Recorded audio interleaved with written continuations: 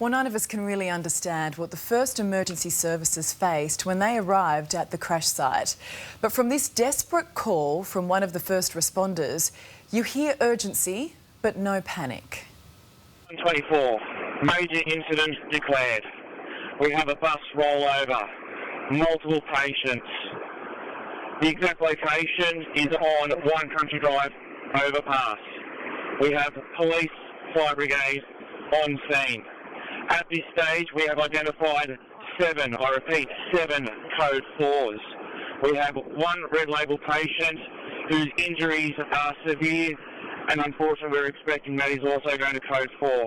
We have multiple red and orange label patients at this stage.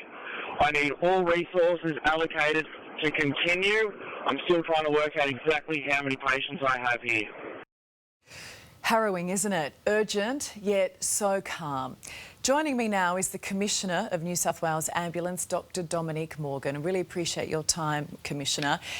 Even if you don't know what those codes mean, you understand the gravity of the situation when you listen to that audio call.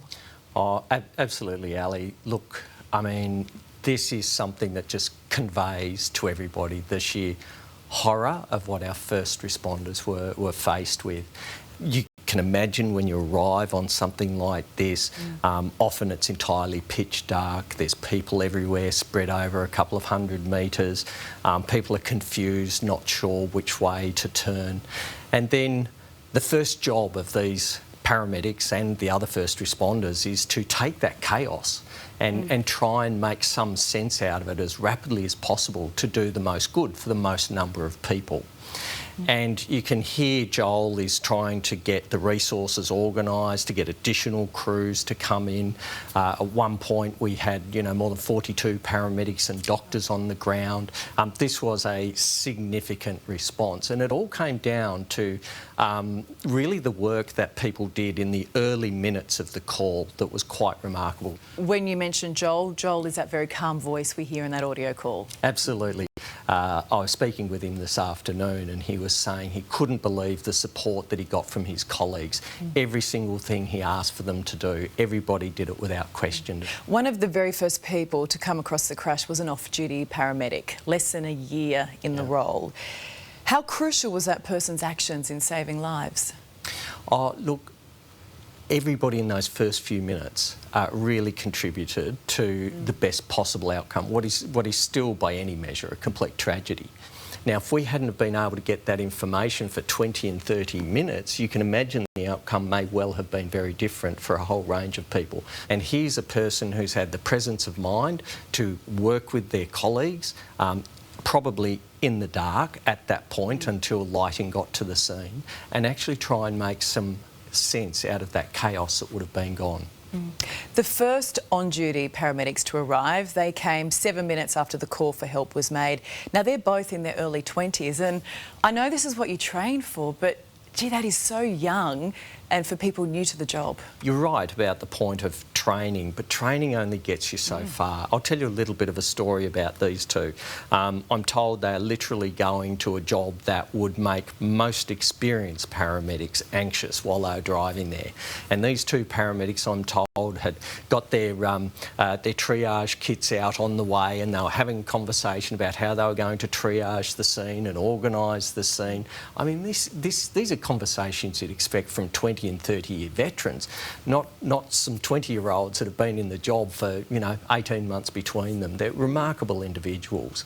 So you would say this is one of the best coordinated emergency responses that you've seen in your career? Well, I think that, time will tell. What the community can be assured of, from what I know now, is all of their paramedics, all of their police officers and all of their firefighters did exactly what they would have wanted them to do, to make some sense out of this for the families, for the patients, and that is why paramedics go to work and first responders. Commissioner, I always think then you're at a crash site like this, it's the middle of the night, it's chaotic, it's distressing.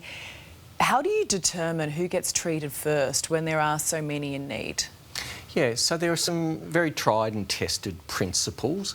You can imagine the first thing you want to do when you're a person is go and help an individual and come to their aid. In mass casualty work, we actually turn those principles on their head, and it's all about doing a very superficial glide across everybody and tagging them and triaging them so that you can deal with your most acutely ill people, and your less injured people actually wait. Now, this is really confronting, and the bandwidth that it takes and discipline usually takes many, many years for people to develop those skills. You might know that you can stop and do something for a person, but no, I've got to move on to the next person. I've got to move on to the next. And it takes real discipline, and it would appear that they've done that discipline and done it well. This was a wedding. This was the couple's happiest day of their lives, and yet here we are. In one moment, some of their nearest and dearest family and friends are gone. How do you make sense of that? I don't know that you do, Ali. Yeah. That is the fragility of life, and after doing this role for a very long period of time, I think that you know, you can second guess these things forever. But what I do know is now is the time for people to hug the ones they love and spend time with them and cherish every single moment of time that we have with each other. Yeah. Well said. I mean, I think we've all caught those buses, right? You think you're doing the right thing by not driving. You think it's the safe option. Yeah, look, I think, you know, there are so many stories. There'll be more that'll come out of the police investigation over time as to the circumstances, which we don't currently know. But as I say, the life is fragile. And Commissioner, I know that your team members who were there, they'll be surrounded by a lot of support, but how are they?